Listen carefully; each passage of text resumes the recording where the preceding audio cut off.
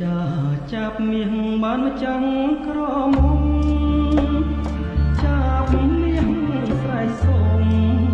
យំពីចំណៃលាជលាយទឹកខ្មុំមុំដាក់វាថ្មីបាញ់ចុកទល់ដៃឲ្យចាប់ស្លាប់ចិត្ត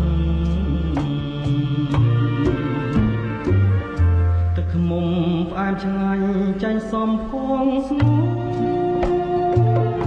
ចាប់ចង់បានខ្លួនស្ងួនមករួមអារឹក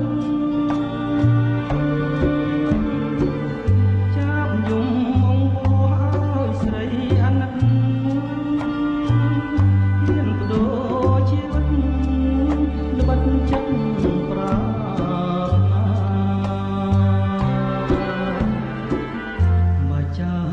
អភ័មស្លាប់ក្នុងទ្រង់ស្រីសូមចាប់យកក្តីនៅក្នុងហាត់ថា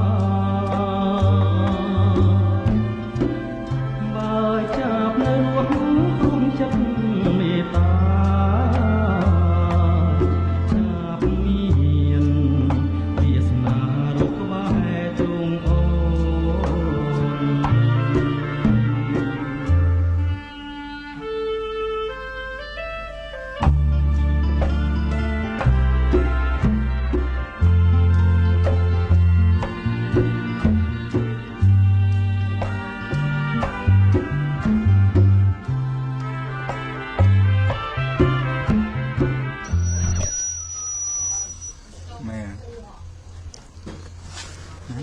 Chết rồi.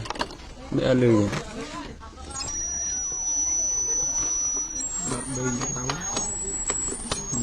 Hai bên đôi cạch đây nè.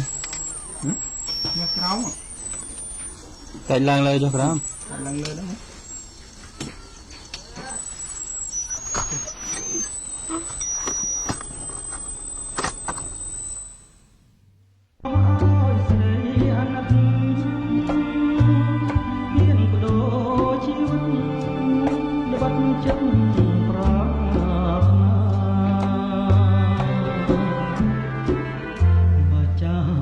អភ័មស្លាប់ក្នុងទ្រង់